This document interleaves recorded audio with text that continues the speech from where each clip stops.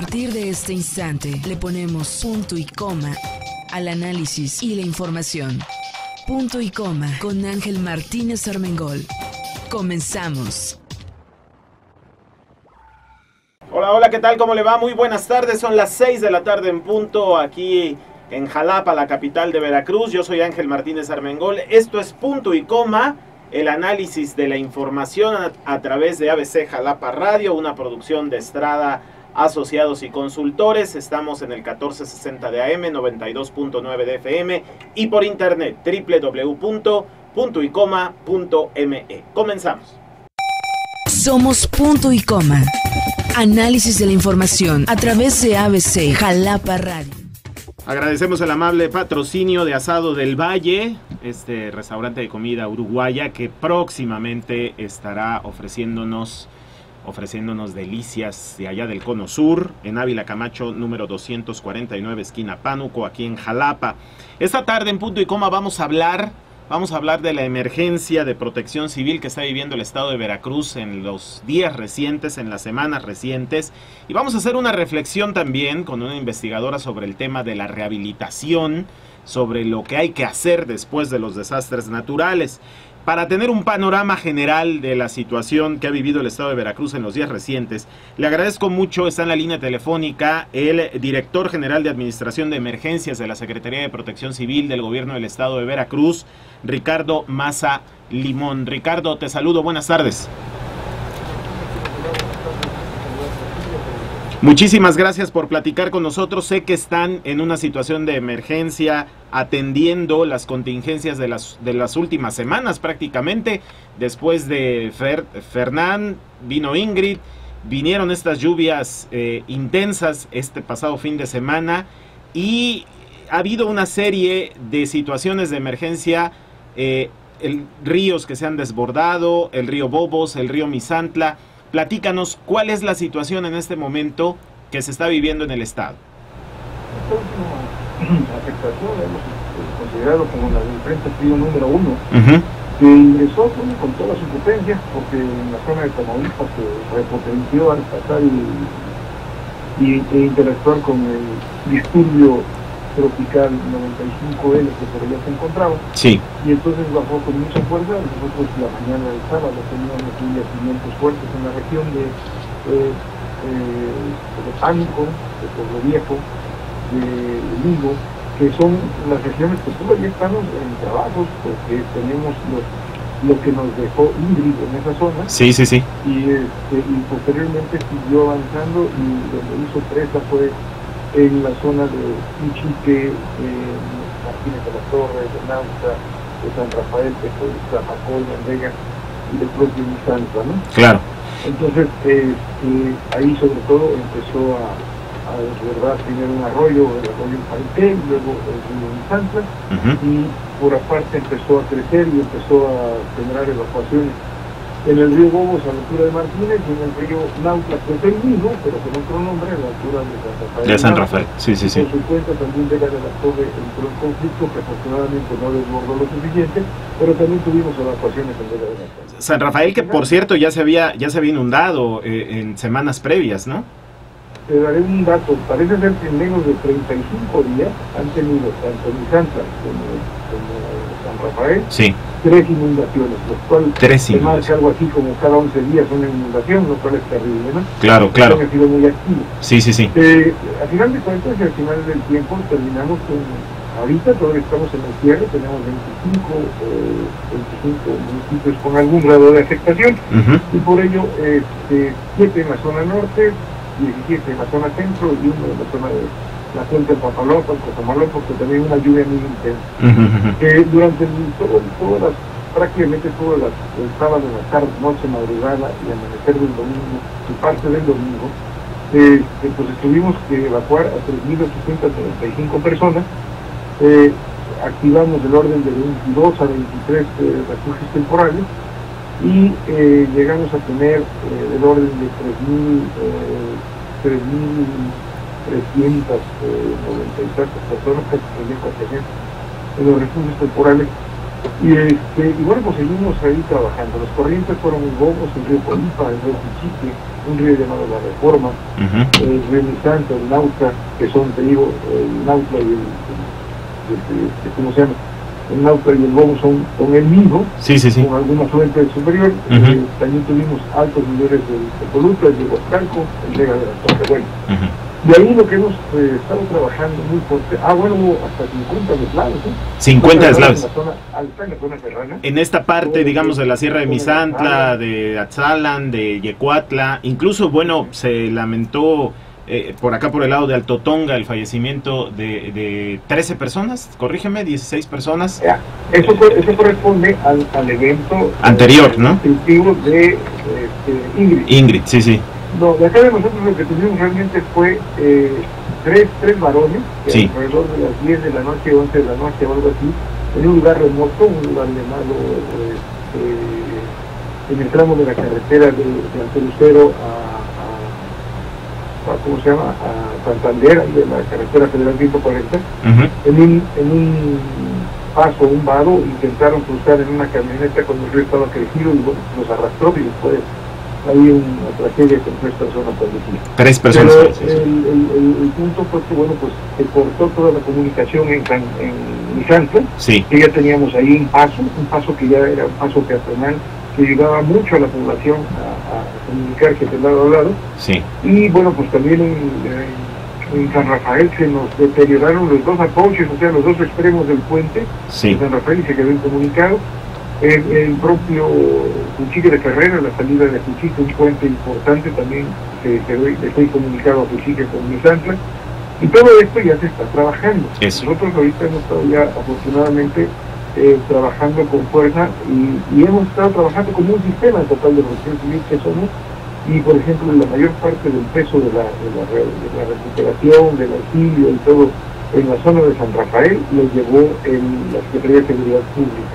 En la zona de Martínez de la Torre el peso fuerte lo generó la Sedena a través del batallón que se encuentra ahí en Martínez de la Torre, y en la zona de Misantla estuvieron trabajando con mucha fuerza el DIF, Seguridad Pública, Protección Civil Estatal, que estuvimos prácticamente atendiendo todos los albergues, ahí fueron hasta 6 albergues.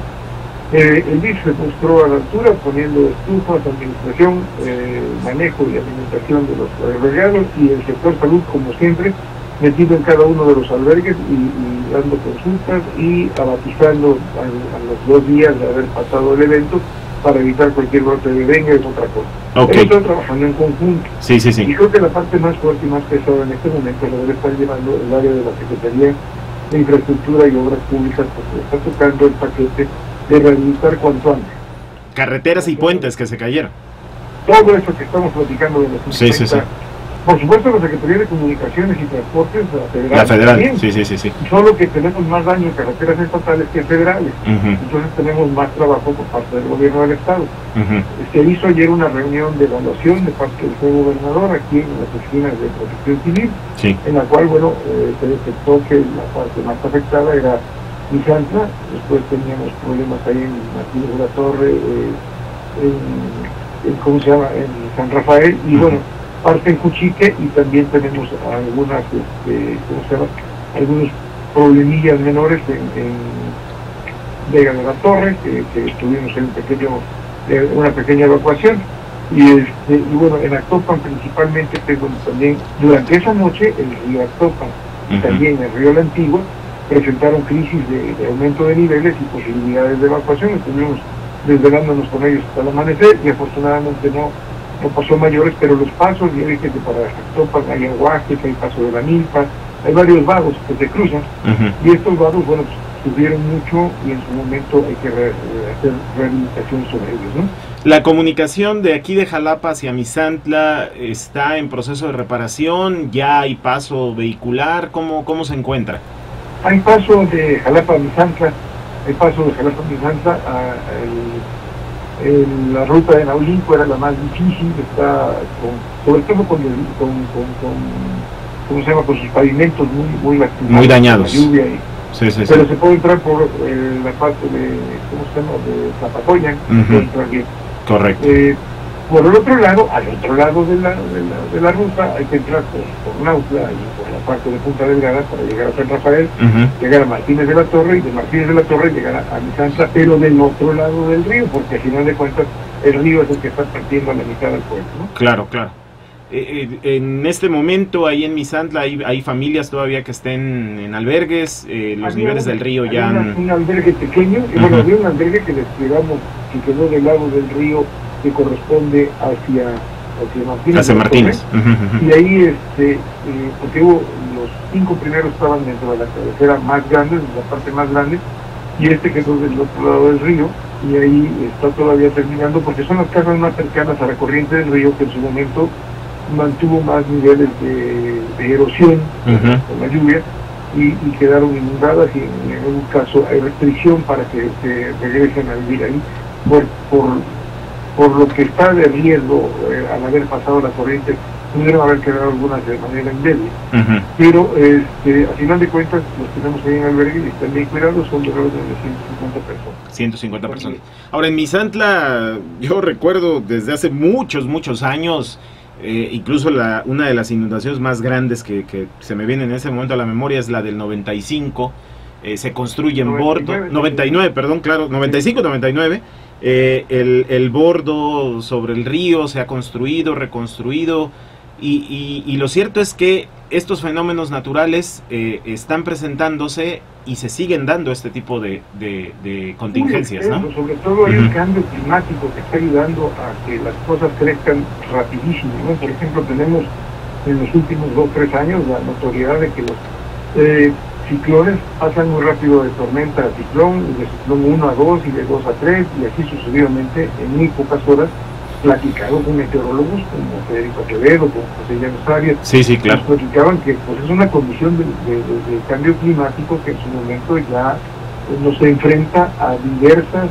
amenazas que antes eran distintas en tamaño. Claro. Sobre todo porque también nos están creciendo con bastante rapidez fenómenos meteorológicos exactamente enfrente de Veracruz. Claro. Es decir, en el Golfo de México, muy cercanos a tierra, de repente hubo un disturbio, crece a nivel de depresión, llevamos 2 de esas, la depresión 8 y la depresión 9, y son las que nos han puesto también de rodillas y en alerta, porque crecen demasiado rápido y ni siquiera tiene tiempo de entrar la famosa sistema de alerta temprana de la Secretaría de Gobernación o de Protección Civil Nacional, como se quiera ver, porque cuando empiezan a lanzar el alertamiento azul, ya estamos con el fenómeno enfrente creciendo a otro nivel de evolución, y por eso se ha generado como una herramienta de respaldo en la alerta gris en Veracruz. La alerta gris, la alerta gris es una herramienta que tuvimos que utilizar a partir de los meteorólogos, quienes detectaron que es necesario tener una alerta inmediata ante niveles de evolución de fenómenos que en su momento crecerán tan rápido y tan cerca que no va a dar tiempo a la alerta temprana de empezar a avanzar la alerta azul, la alerta verde, la alerta amarilla, naranja y roja, que se utilizan, porque crecen tan rápido, que avanzan tan rápido, que cuando lo empezamos a ver, ya está el problema puesto, ¿no? No, ya está enfrente, como dices, ya está el fenómeno aquí enfrente, ¿no? Y ya está a punto de entrar, digamos. Recuerdo, por ejemplo, el caso de Fernán, que el Centro Nacional de Huracanes de Miami avisó por ahí de las 4 de la tarde, ¿no? Que ya estaba formado, y a las 6 ya estaba muy cerca de la costa, ¿no? O sea, menos de 2 horas, digamos, ¿no? Para reaccionar. No, y sobre todo también, no solamente eso que tienes razón, sino el movimiento que generó Ingrid.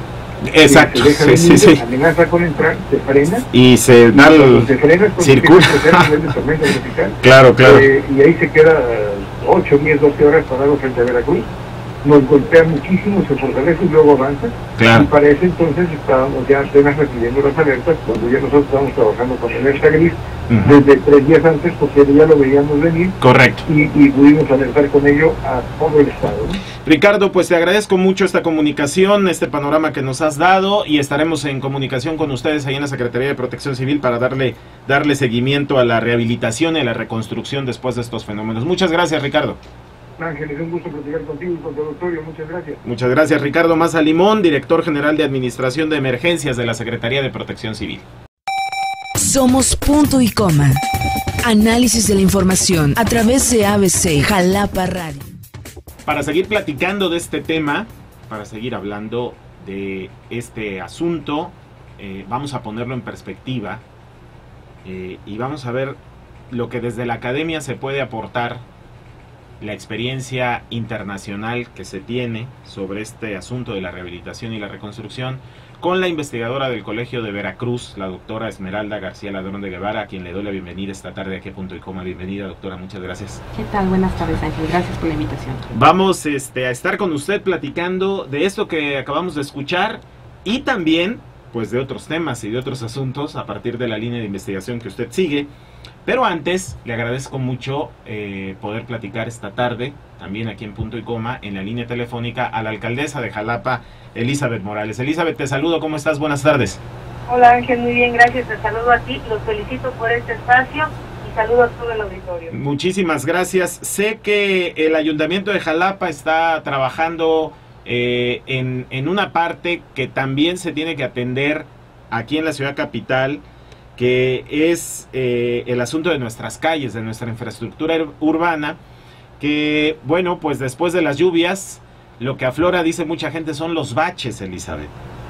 Sí, comentarte, Ángel, fíjate que con el apoyo del señor gobernador se ha venido trabajando en Jalapa para reconstruir las calles de asfalto en calles y avenidas de concreto hidráulico, tal como él lo hizo en Lázaro Cárdenas, que nos daba muchísimos problemas. Son 13 kilómetros de la parte de Lázaro Cárdenas, que es de administración municipal, y en este momento que no son solamente lluvias, sino que son fenómenos meteorológicos como el huracán, por ejemplo, que es lo que ha llegado aquí, las tormentas tropicales y los frentes fríos, están dejando lluvias atípicas en toda la República Mexicana, están generando afectaciones muy fuertes, como por ejemplo que puentes se vengan abajo.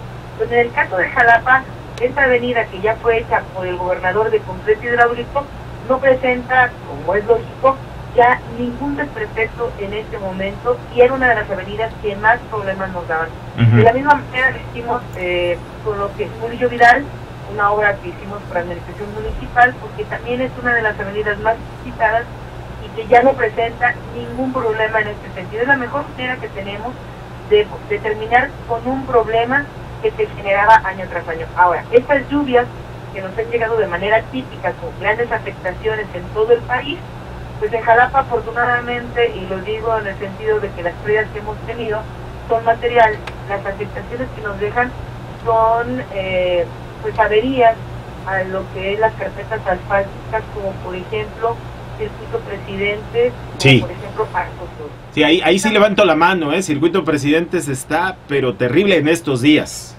Ha quedado, pero... Sí, son de los daños que tenemos debido a los fenómenos meteorológicos que se están presentando. No son lluvias normales, sí, sino son lluvias que vienen acompañadas de una precipitación pluvial muy constante y muy fuerte, y que están generando problemas en las carpetas asfálticas, como por ejemplo el Circuito Presidente que sí, comentabas, sí, ¿no? sí, sí. O el Arco Sur. ¿Qué estamos Claro. haciendo? En este momento emprendimos un programa de reconstrucción. Vamos a volver a hacer estas carpetas por tramo, porque los daños que tienen son daños considerables, que no corresponden a un bateo, sino que corresponden a una reconstrucción. Estamos abriendo la carpeta asfáltica, al lo hicimos por ejemplo el día de ayer y hoy en lo que es Arco Sur, en el tramo por ejemplo frente a la Procuraduría Agraria, y hoy frente a la entrada hacia el Panteón de Jalapa. Estos tramos los hemos abierto, levantamos y quitamos la carpeta asfáltica y la volvemos a hacer. Volverla a hacer desde cero, volverla a hacer bien para que dure algunos años más. En el caso de Arco Sur, es una avenida que presenta ya deterioros en varios sentidos, desde lo que es la instalación hidráulica, y que ha anunciado ya el señor gobernador que es una avenida que se tendrá que reconstruir por completo. Nosotros ahorita lo que estamos haciendo es reconstruyendo las partes más dañadas, como por ejemplo al frente de la Procuraduría ya quedó corregido. Estamos corrigiendo la entrada hacia Parque Natura, y más adelante la entrada a Jalapa 2000, haciendo reparaciones de esta carpeta asfáltica, y de regreso hoy estamos trabajando en el tramo que está para entrar hacia el Panteón de Jalapa, y todos las roturas que se hicieron a lo largo de toda la carpeta hasta regresar frente a la Procuraduría Agraria, pero en el carril que va hacia las Trancas, Sí. en donde estaremos trabajando el día de mañana. Te comento, Ángel, que estoy trabajando de mañana, de tarde y de noche. Hace ratito que yo estuve supervisando los trabajos, había gente que pasaba pues molesta diciéndome, oye, Elizabeth, trabajen de noche. Quiero decirte, Ángel, que viene todavía, no menos, como son tormentas tropicales, todavía quedan bastantes de aquí a octubre, quedan cuando menos 6.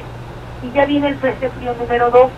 Así que tenemos que aprovechar estos días que nos da el clima oportunidad para trabajar mañana, tarde y noche. Si solamente trabajamos en la noche, no nos damos abasto. Claro, para no esperar acaba. el siguiente frente frío, no, porque ahorita que entre el siguiente frente frío o nos llueva, tenemos que hacer paros parciales. Cuando nos está lloviendo, la mezcla que se utiliza es una mezcla en caliente. Si lo hacemos durante la lluvia, que ahorita nos llovió prácticamente 15 días consecutivos, y trabajamos con lluvia, no logramos absolutamente nada, porque lo que hacemos no fragúa, no solidifica, y simple y sencillamente se nos vuelve a ir. Claro. Y es dinero tirado, es dinero que pues se invierte y que no sirve, ¿no? Sinceramente sí, o sea, todo cuesta, y meter dinero bueno, digamos, recursos durante la lluvia no nos genera ningún beneficio. Yo entiendo que la gente se molesta, entiendo que nos reclama, pero pedirle de su comprensión. Apelar a la comprensión, claro. Sí. Hoy estamos trabajando en el Arco Sur. Vamos a trabajar mañana en Circuito Presidente. Correcto. Y de ahí, si el clima nos lo permite, nos vamos a ir hacia Repsamen. Ajá. Sobre Lázaro Cárdenas hay trabajos que está haciendo la SCT Federal. Todo el tramo que vemos de asfalto, que es de la central de Abastos hasta la Araucaria, Sí. es un tramo federal, carretera federal, es un tramo federal. A partir de ahí comienzan los trabajos en concreto hidráulico que ya se hicieron, porque ya es el tramo administrado municipal y estatalmente. Bueno, toda esta parte la va a trabajar la SCT Federal, y ya comenzaron anoche los trabajos. Tuvimos un diálogo para que se pudieran trabajar los trabajos, para que se pudieran comenzar lo antes posible. Ellos nos manifiestan lo mismo, que van a avanzar lo más que se pueda hasta donde el clima nos permita mañana, y esperamos todavía pasado mañana. Claro. Y veremos cómo nos toma el frente frío número 2 para jueves o viernes, que ya está pronosticado, y ojalá y pues no sea esta zona en donde tengamos lluvias, pero es muy probable que sí. Si así sucediera, tendríamos que hacer un alto temporal, dejar que pase la lluvia y continuar los trabajos en este programa que ya tenemos de reparación de carpetas. Es necesario enfatizar, es reparación, rehabilitación, no bacheo, porque la gente luego dice que bacheen y que por lo menos ahí dejen medio arreglado, ¿no? Sí, es un tema un poco complicado a veces de entender técnicamente, pero cuando una carpeta asfáltica, o sea, cuando la vía por donde pasan los coches, digámoslo así, ya tiene 5, 6, 7 baches, uno junto al otro, ya no es posible bachear. No, claro. Esta carpeta, por más que tú la baches, lo que sucede es que se va a volver a abrir porque la carpeta ya dio su vida útil. No, ya no es un bache, ya es un cráter. Sí, o ya son varios cráteres, y por más que uno diga que los quiere bachear, no corresponde bachear. Claro. Ahí lo que hay que hacer es levantar los trozos que quedan de carpeta asfáltica y volverlos a hacer. Ya claro. No funciona, claro. ya no funciona. La gente nos dice, oigan, pero ¿qué pasó? Hicieron mal. No, a ver, el asfalto tiene una vida útil de 4 años máximo. Por eso es que durante esta administración, que a mí me dio la oportunidad de ser presidenta municipal, no hemos hecho calles de asfalto. Las calles que estamos haciendo son calles de concreto por una razón, Ángel, y el auditorio. Jalapa tiene el mayor número de autos per cápita, o uno de los mayores números de autos per cápita por familia, por habitantes, sí. Y además también tenemos lluvias y precipitaciones fluviales constantes en la ciudad, somos una zona montañosa. Estas dos cosas, el tráfico vehicular más las lluvias, son los que desgastan las carpetas asfálticas. Y después sí tienen una vida útil aquí o en cualquier lugar de 4 años, máximo 5, pero aquí además tenemos fricciones por rodamiento mayores que en otros lugares y lluvia mayores que en otros lugares. Las carpetas tienen una vida útil muy corta. Por eso las que ya tenemos, pues presentan deterioros con el paso del tiempo. Claro. Por eso, en esta administración yo no hice más falta. Antes de que termine tu administración, te esperamos aquí en Punto y Coma, ¿te parece, Elizabeth? Y platicamos amplia y tendidamente de este tema, Claro que sí, de lo que has hecho estos 3 años, porque ya en unos cuantos meses, en unas cuantas semanas, habrás de entregar la administración a Américo Zúñiga, pero creo que vale la pena que hagamos un alto contigo y que reflexionemos, que hagamos punto y coma y que veamos lo que se ha hecho en esta administración, lo que le dejas a Jalapa y también tu futuro, ¿no? ¿Qué onda con Elizabeth Morales? Pues eso nadie lo sabe. La verdad es que ni yo ni nadie, ¿no? Nadie, tú sabes qué futuro hay. No, claro, no soy pitonizo, pues, pero... Cada día que tengo oportunidad de seguir trabajando en este encargo que me dieron, esa es, en este momento, mi única preocupación, mi única concentración, que si me invitan, seré muy agradecida en poder platicar con la gente de qué fue lo que hicimos, con qué sesión lo realizamos. Y ahorita, Ángel, pedirle a la gente su comprensión. Tenemos unos días que el clima nos está dando tregua, que estamos trabajando en la tarde y noche. Pedirles que salgan con tiempo de sus hogares, utilicen las vías alternas, que vamos a estar trabajando Lázaro Cárdenas, que las trabaja el SCT, Circuito Presidentes, el Arco Sur, Repsamen, de ahí nos iremos a Luis Cortines, que nos comprendan que teníamos que aprovechar estos días de sol, pero que les voy a dejar la ciudad sin problemas de esta naturaleza que en este momento nos dejaron las lluvias. Correcto. Todos los demás que hemos venido reconstruyendo también son problemas que solucionó el señor gobernador, que con su respaldo pudimos ahorita darle una solución ya definitiva y que tenemos nuevas avenidas y algunas otras reconstruidas que ya no presentan problemas con las lluvias de este momento. Elizabeth, muchas gracias por estar con nosotros haciendo punto y coma esta tarde. Un saludo, buenas tardes. Estamos embargados además, ¿eh? Bueno, vamos a una pausa, regresamos a reflexionar sobre este tema de la rehabilitación, la reconstrucción después de los desastres naturales con la investigadora del Colbert, la doctora Esmeralda García Ladrón de Guevara. Regresamos. Somos Punto y Coma. Análisis de la información a través de ABC Jalapa Radio.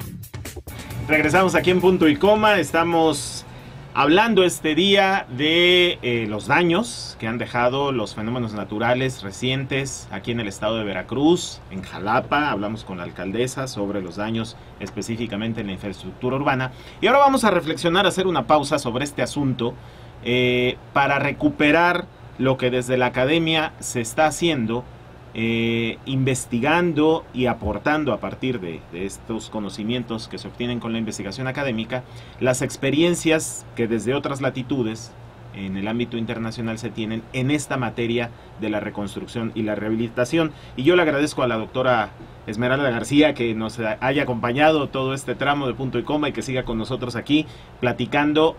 Usted sigue en el Colbert, bienvenida de nuevo. Gracias. En una línea de investigación que tiene que ver con las experiencias internacionales en el ámbito de la rehabilitación, y parte usted de una fecha muy emblemática para los veracruzanos, el año de 2010, cuando Carl, este huracán de categoría 2, de categoría 3, golpea la zona centro de Veracruz y trae consigo este fenómeno, pues un daño estructural muy grande al estado. A ver, ¿de dónde parte o cuál es el interés, digamos, de analizar la rehabilitación?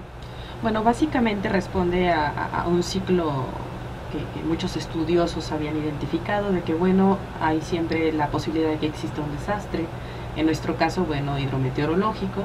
Entonces, prácticamente responde a un ciclo de, bueno, primero prevengo, luego atiendo la emergencia, luego reconstruyo y luego pues me preparo para lo que sigue, ¿no?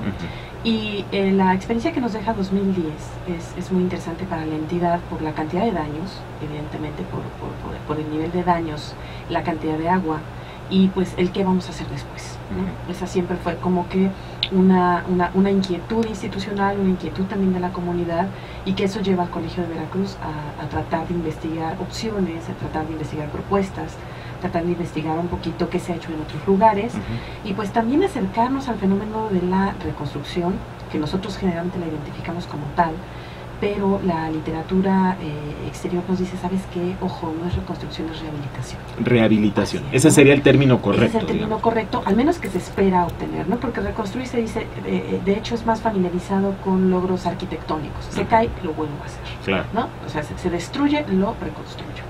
Y la parte de rehabilitación maneja, en especial en la cuestión de los desastres naturales, pues maneja otras ambiciones aún todavía mayúsculas, que sería más correcto acercarnos a ellas como tal, como rehabilitación. ¿Hacia dónde nos conduce, por ejemplo? O sea, no es solamente reparar la carretera o reparar el bache, como escuchábamos, o reconstruir el puente. ¿Hacia dónde nos lleva el concepto de rehabilitación después de un fenómeno natural? Nos debería de llevar a que en un futuro haya menos desastres, ¿no? O sea, a eso nos tendría que llevar. Me gustaría darte un ejemplo, A ver. al igual que a nuestro auditorio, que quedara un poquito más claro el asunto. A ver, ¿no? a ver. Es cómo enfrento la adversidad. Hay un caso que maneja un indio, Udaya Kumar, que dice, esto es como cuando te da un infarto, ¿no? Si tienes la suerte de no morirte, vas a tener secuelas y tienes que seguir viviendo. ¿Cómo vas a vivir con las secuelas de un infarto? Tienes que retomar tu vida con las secuelas de un infarto. Y el hacer consciente que te llevó ese infarto. A lo mejor te llevó una mala alimentación, un mal hábito, y eso exige que en tu nueva vida, en tu nueva oportunidad de vida, pues cambies esos hábitos, de cambiar la alimentación, de cambiar de pasar de una vida sedentaria a hacer ejercicio, ¿no? Por ejemplo, a tener una vida más sana, digámoslo. Lo mismo pasa en estas situaciones. O sea, tú tienes que, sí tienes que responder, ya me inundé, ¿no? Ya se cayó mi puente, ya se deslavó aquí, se deslavó allá, y ahora qué voy a hacer el día de mañana para evitar que pueda suceder lo mismo, ¿no? Entonces, a eso va dirigida esta rehabilitación, ¿no? Esta nueva rehabilitación que nos llama a nuevos actores. Nos llama ya no solo a depender de la figura de las instituciones gubernamentales, sino a fortalecer el papel de la sociedad, por ejemplo. Ajá. ¿Y en dónde estaría, digamos, ahí el quid? Porque uno se puede imaginar que estos fenómenos naturales, que finalmente esos son, claro, ¿no? Nos pegan más duro, porque hoy en día vivimos pues en zonas que están, como escuchábamos a Ricardo más hace rato, en las riberas, poblaciones que están en las riberas de los ríos, zonas urbanas o semiurbanas donde el río pasa por en medio de estos conglomerados, ¿no? Caso de Misantla, pero también de Martínez de la Torre, pero si me apuro usted, de prácticamente todos los municipios de Veracruz o de todas las ciudades de Veracruz, ¿no? Minatitlán, Coatzacoalcos, Poza Rica, Coatzintla, etcétera. Así es. Entonces, no podemos cambiar las ciudades de lugar. Justamente, creo que das en el punto de la gran inquietud de cómo poder salir de esto bien librado, ¿no? Pero básicamente hablamos de desastre cuando hay daños que nosotros vemos y percibimos, ¿no? Posiblemente allá en alguna zona virgen, ¿no? En alguna región pueden haber inundaciones de 20 metros y no nos damos cuenta, entonces no lo contabilizamos como desastre, claro, ¿no? Evidentemente, en donde estamos habitando es donde se visualiza el mayor número de daños y que quizá la respuesta a todo esto viene a muy largo plazo, pero es un momento muy oportuno para que iniciemos con esta labor de reeducarnos. O sea, ¿por qué las personas, si están viendo el riachuelo, dicen, sí pasa mi camioneta o sí pasa mi coche, y entonces yo cruzo y sucede que la corriente es muy fuerte y me lleva a mi que el vehículo se atora, se descompone y entonces el golpe de agua me arrastra, ¿no? Como escuchábamos hace un momento que pasó, ¿no? Exactamente, en función a este efecto del frente frío, ¿no? De nuestro primer frente frío. Efectivamente, ¿cómo lograr que esa población de primera instancia diga, no cruzo? ¿No? ¿Cómo logramos que realmente la gente evacúe, ¿no? Y oportunamente, vaya, ¿no? ¿Cómo logramos, desafortunadamente, la conducta climática, la conducta de estos fenómenos que tienden a ser agresivos, los expertos dicen cada ciclos de 10 años, cada ciclos de 5 años, o sea, dependiendo de las temperaturas, de distintos estratos, ya sea de mar o de aire, ¿no? Entonces se puede esperar de que naturalmente sí hay mayor agresividad, eso aunado al cambio climático, que es incuestionable, ¿no? Entonces, bueno, hay quienes lo cuestionan, pero digamos que ese será tema de otra vez. Exactamente, ¿no? Ahora, en cuanto a la experiencia comparada, digámoslo así, ¿qué podemos recuperar de lo que se hace en esta materia de rehabilitación y que usted ha investigado como parte de su trabajo como académica del Colegio de Veracruz? ¿Qué experiencias podemos recuperar? ¿De qué sociedades, de qué países, de qué gobiernos o de qué instituciones internacionales se pueden recoger experiencias en esta materia? Bueno, son numerosos los casos, ¿no? La investigación que hace el Colegio de Veracruz trata de elegir también esta serie de ejemplos por varias situaciones. Una también es la cronológica. Son países que sufren los mismos desastres en el 2010. O sea, desastres similares, ¿no? Correcto. Entonces era como que esa primera premisa de discriminación, ¿no? Bien es cierto, los estudios comparados siempre serán cuestionados a decir, bueno, sí, pero si tú me estás comparando con un país con tales o cuales circunstancias de mayor desarrollo, ojo, ¿no? Estamos hablando de una población serrana, ¿no? Alejada de Dios. Entonces no podríamos hacer como la misma riqueza de experiencia. Pero se creyó en su momento de que elegir 4 casos en los cuales se hablara de inundaciones, se hablara de una reacción también institucional, que tuvieran algo similar a una dirección ya fuera de gobierno, de protección civil, que se tuviera una serie de programas previos, más o menos así fuimos construyendo los casos, y se llegó a la conclusión que lo más idóneo era visualizar el caso de Estados Unidos, tanto por proximidad como por fama de atención en la rehabilitación, el caso de la India, el caso de Japón y el caso de Cuba, ¿no? El caso cubano. El caso cubano. Ok. Que ahí sí no pueden decir que no hay. A decir, dicen los que conocen de eso que Veracruz y La Habana pues son... Casi son hermanos gemelos, ¿no? Pero sí, bueno... Sí, porque lo mismo que pega allá es muy factible, claro, que nos pegue a nosotros, ¿no? Tantos huracanes pasan cerca o tormentas tropicales pasan cerca de la isla de Cuba como los que nos llegan por acá. Ahora, el caso de India y Japón, ahí sí es, digamos, ahorita me lo aclara. Claro, ahora son otro boleto. Aunque India entiendo las razones, ahorita las discutimos, pero el caso de Estados Unidos, por ejemplo, Estados Unidos es un país cuya diversidad climática, digámoslo así, lo hace frecuentemente noticia por fenómenos, que los tornados, que ríos que se desbordan, que por supuesto la ocurrencia de huracanes, ¿no? que también les llegan a sus estados de la costa atlántica o del Golfo de México, o nevadas muy intensas en los estados del norte. ¿Qué experiencias se tienen ahí de rehabilitación? Bueno, ellos se identifican porque pese a sufrir tantos desastres hay menos muertos, ¿no? Que ese también es como un criterio. Pero sí, efectivamente hay golpes, ¿no? muy dolorosos de distinta naturaleza, pero no hay el mismo número de muertos que en otras latitudes que suceden fenómenos similares. Por eso llama la atención de inicio, ¿no? Segundo, tienen experiencias de catástrofes muy numerosas, como tú bien lo señalaste. Eso también tiene su peculiaridad, decir, bueno, vaya, ¿no? ¿Qué están haciendo ellos? Lo tercero es de que dentro de la mayor productividad de la rehabilitación o para manejar la rehabilitación, Estados Unidos siempre aparece en discusión, siempre aparece con propuestas, siempre aparece como el caso ejemplo a seguir. Por su rapidez, por ejemplo, en reconstruir, ¿no? De que hoy se cae un puente y mañana ya prácticamente tienen el nuevo, ¿no? Entonces esta rapidez de respuesta es muy... ¿Alguien lo podría atribuir al dinero, por ejemplo? Justamente a que tienen mucho dinero los gringos y entonces abren la chequera y vámonos. Así es, por ahí dicen que los Estados Unidos, siempre que hay una eventualidad, ya sea catastrófica, de guerra o desastre, son los más ganones, ¿no? Y efectivamente es porque tienen una industria que tiene una capacidad de respuesta realmente admirable y que les permite sufrir, digámoslo, si se permite el término, menos, ¿no? Sufrir un poco menos, porque sí, la experiencia de Katrina es un manchita negra, claro. Algo falló ahí, no se dieron las evacuaciones correctamente, no se atendió los daños de infraestructura, ¿no? Y se empieza a cruzar con algo que también nos llama la atención de poder entender o comprender, que es la cuestión cultural, sociocultural, ¿no? Que incluso hasta en Catrina se mencionaba, ¿no? Son cuestiones de racismo, porque a los negros los dejaron prácticamente en las zonas más pobladas sin ningún tipo de auxilio, ¿no? Entonces, eso también llama la atención de decir, ¿sabes qué? No es tan solo que suceda el fenómeno que tenga dinero, sino cómo está mi sociedad y cómo responde mi sociedad al hecho, ¿no? Por eso también es un caso interesante, ¿no? Incluso el de Catrina. Y además es interesante porque ese fenómeno natural que golpea fundamentalmente el estado de la ciudad de Nueva Orleans, en el Golfo de México, deja, digamos, a los gringos mal parados.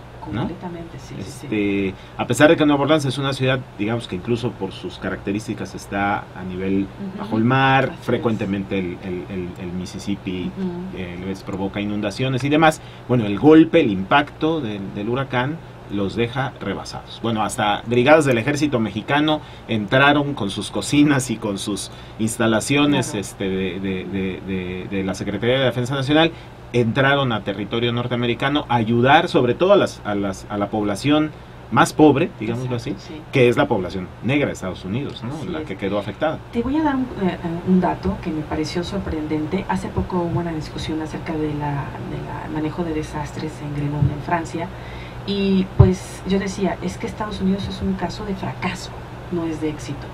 Y cometí el gran error de que pues efectivamente también estaba la parte norteamericana, ¿no? Y me decía, ¿por qué dices eso? ¿Por qué dices que fracasamos? Le digo, es muy sencillo, porque simple y sencillamente cada vez que hay un aire y rompe tu vidrio, tú lo cambias de inmediato. Y a mí me causaría una experiencia distinta el hecho que me digas, no se me rompió ningún vidrio, ¿no? Entonces me decían, bueno, es que eso no es un fracaso. Hoy día la comunidad de especialistas en Estados Unidos dice, Katrina no fue un fracaso, ¿no? O sea, es como negar quizá esa parte de decir, no lo hicimos tan bien como en otras partes, ¿no? Pero claro, tú te encuentras especialistas y siguen defendiendo, no es cierto, no nos equivocamos, ¿no? Claro. Así fue como se debió de haber hecho, ¿no? Vamos a recuperar las otras experiencias, a ver qué es lo que usted ha recogido en la investigación, pero vamos a hacer otra pausa aquí en el programa y regresamos enseguida. Estamos hablando con la doctora Esmeralda García Ladrón de Guevara, investigadora del Colegio de Veracruz. Estamos hablando en punto y coma sobre la rehabilitación, la reconstrucción después de un desastre natural. Seguimos. Somos punto y coma. Análisis de la información a través de ABC Jalapa Radio. Regresamos para hacer punto y coma en esta última parte del programa con la doctora Esmeralda García Ladrón de Guevara, investigadora del Colegio de Veracruz. Estamos hablando, haciendo punto y coma, sobre los procesos de rehabilitación y reconstrucción después de los desastres naturales. Antes de la pausa hablábamos del caso Estados Unidos. La doctora García Ladrón de Guevara tiene la visión de que los gringos tienen mucho dinero, reconstruyen muy rápido, pero no son casos exitosos. Vamos a ver otros casos que también usted ha investigado. Caso India, por ejemplo. ¿Qué pasa en India? India es muy peculiar porque evidentemente, y lo hemos visto en imágenes en los medios, ¿no? de inundaciones muy escandalosas, visualmente muy escandalosas. Tienen también una cantidad de muertos muy elevada. Claro. Esa es una también de las situaciones. Y sucede que, quizá haciendo similitud con lo que escuchamos a lo largo del programa, los eventos climáticos en la India son muy rápidos. Sí. Entonces no hay la oportunidad ni de evacuar ni de moverse, ya simplemente te llovió y ahí te agarró y ahí te quedas, ¿no? Entonces, India lo que tiene es que no tiene mucho dinero para al menos esos fines de rehabilitación, pero la magia es de que rehabilita. Entonces ya bueno, ¿cómo le está haciendo para realmente volver a... Si los gringos abren la chequera y sacan dinero, ¿no? Acá no hay dinero. No hay, pero sucede. ¿De dónde sale? Exactamente de dónde sale. Entonces ellos tienen un extraordinario manejo de fondos de la comunidad, vaya, ¿no? De que ellos asignan una cierta cuota de su ingreso a un fondo, el cual va a responder para la rehabilitación de aquella infraestructura dañada, ¿no? Los mismos habitantes, los mismos hindúes, digamos. Así es, ¿no? Entonces, esto también llama mucho la atención porque no es vista ni como un impuesto extra, ¿no? Es visto como un fondo como tal, y es un fondo que está en bancos, y es un fondo que gana intereses, y es un fondo que trata de que cuando no hubo eventualidades, de todas maneras se le sigue abonando. No es un fondén. No, en absoluto, ¿no? En absoluto. Es una serie de recursos, ¿no? En las cuales, pues imaginemos el número de habitantes que tiene India también, ¿no? Por metro cuadrado, ¿no? Imaginemos también la naturaleza de los desastres, que también se concentran mucho en poblaciones rurales. Entonces, este tipo de fondos alcanza. Pareciera ser que alcanza. Entonces, y permite rehabilitar completa y absolutamente infraestructura dañada, sí. Básicamente lo concentran en infraestructura, ¿no? Siguen siendo alarmantes las cifras de muertos, insisto, ¿no? Sí. Pero la naturalidad de los eventos pues es lógico, ¿no? El otro caso de estudio que usted ha revisado es Japón. Japón es otro país muy rico. Otro país muy rico, ¿no? Ajá. Pero aquí hay una peculiaridad que quizá se vea proyectada con un simple ejemplo. A un niño, desde que empieza, aún sin saber hablar, detecta un temblor, vamos a irnos ahora a los temblores, Sí, sí, ¿no? que es otro fenómeno natural. Natural, ¿no? Y allá es muy, muy frecuente. Sí, sí. Y lo primero que hace es ir y abrir una puerta. Entonces, bueno, yo entiendo cuál es la relación entre lo que estamos hablando y abrir una puerta, ¿no? Bueno, simplemente ellos han encontrado que después de tantos sismos, lo primero que se traban son las puertas. Entonces, no les permiten que después del evento, ¿no? Después del temblor, puedan escapar y se ven prisioneros entre los escombros. Claro. Entonces, esto nos habla de una cultura desde la infancia de protección. Es decir, no voy a correr, no voy a gritar, no voy a empujar, eso no lo tienen escrito, ¿no? Pero si tienen escrito, simple y sencillamente, ¿sabes qué? Empieza a temblar, no me importa, generalmente nos esperamos, ¿viene fuerte? ¿No viene fuerte? Ah, bueno, si viene fuerte, es algo, exactamente, ¿no? Y estas pequeñas criaturitas, ¿no? Desde en hogar, en escuela, en industrias, lo primero que buscan son las puertas para abrirlas. No para salirse, sino solamente para que queden abiertas. ¿No? Claro. Entonces, hay líneas, pese a que las calles en algunas ciudades son muy angostas. Hay una parte, no sé si recordemos, que generalmente se ve en el caso gringo, pero no lo vemos en otras latitudes, aunque no se respeta, que siempre dicen fire lane, ¿no? La línea en la que pasan los bomberos. En Japón pasa lo siguiente, se paralizan las avenidas principales y está prohibido para la comunidad que use avenidas principales para que la ayuda se pueda distribuir, ¿no? Entonces, simple y sencillamente no es de que, bueno, yo tomo Avenida Presidentes porque me queda perfecta para huir, ¿no? Para no pasar por el charquito, ¿no? Simple y sencillamente ya queda un común en la sociedad. Una situación de emergencia, la gente sabe que por ahí no se puede pasar.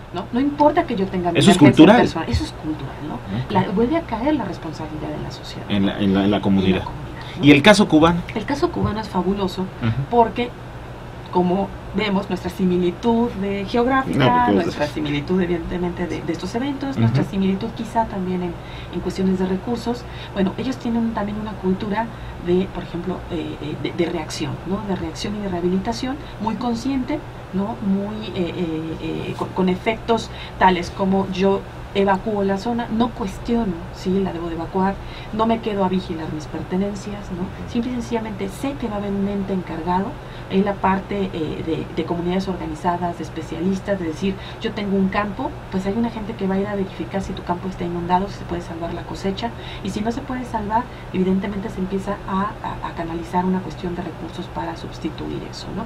Es decir, bueno, tú no pudiste cultivar, pero el otro sí, entonces hacemos una suerte como de compartir para que tú no sientas la pérdida tan fuerte. De comunidad, ¿no?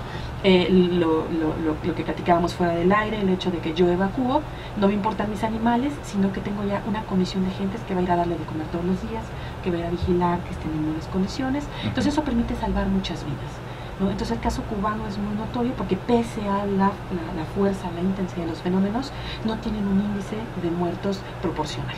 Claro. ¿No? Entonces, y no tienen mucho dinero tampoco para reaccionar. ¿Y cómo rehabilitan?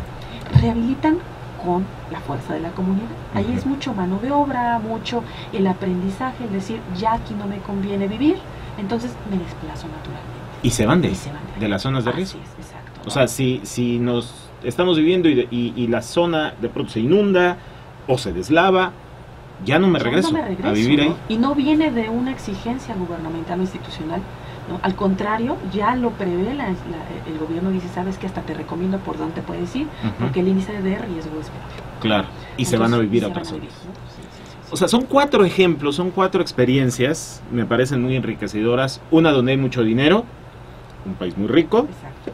Otro país donde es rico también, es uno de los países emergentes, como le llaman, así India, pero donde el énfasis está puesto en la comunidad, ¿no? Para rehabilitar.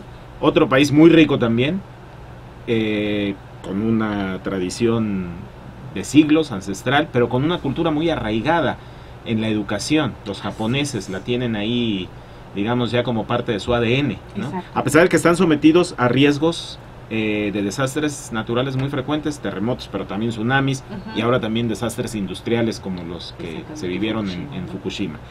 Y el caso cubano, que es emblemático, que es muy cercano y que le apuesta también a la participación organizada de la sociedad.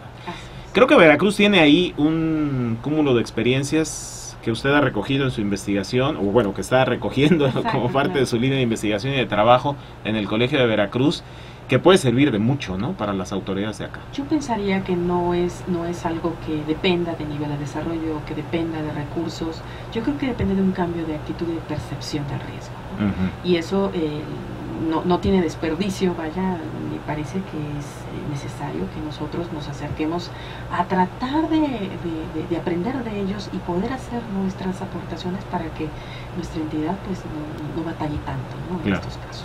Y entender además, sí, que el papel del Estado, que el papel de las autoridades, pues está en la primera línea, digámoslo así, pero que mucho también depende de nosotros como ciudadanos, como habitantes de una comunidad, ¿no? Sí, diría yo que el peso principal efectivamente recae en la comunidad. Sí tiene que haber una evaluación de daños, sí tiene que haber efectivamente una cuestión de participación institucional, pero la comunidad es la primera que lo resiente, ¿no? Correcto. Entonces ella es también la primera responsable en actuar para que ya no sucedan las cosas.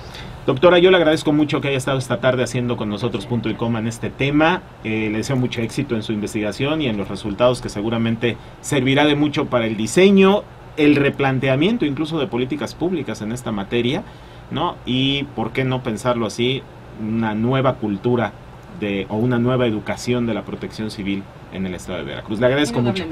Muchas gracias. Esto ha sido Punto y Coma, una producción de Estrada Asociados y Consultores. Yo le agradezco el favor de su atención. Nos vemos, escuchamos el próximo jueves por aquí. Hemos puesto el punto y coma al análisis y la información. Los esperamos en nuestra próxima emisión a través de ABC Radio Jalapa.